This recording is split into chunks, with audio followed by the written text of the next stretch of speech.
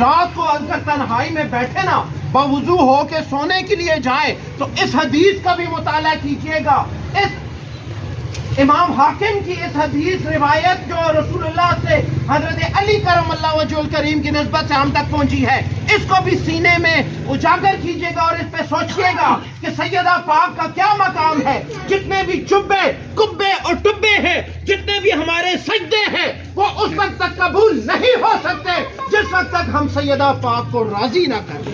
اس سیدہ پاک کی عظمت اور شان کا کیا اندازہ کر سکتے ہیں جس کے غصہ ہونے سے اللہ غصہ ہو جاتا ہے.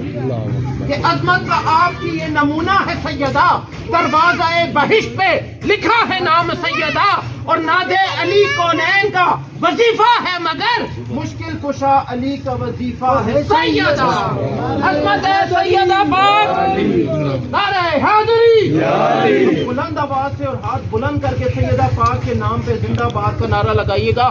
عظمت ہے سیدہ پاک. زندہ باد، زندہ باد. عظمت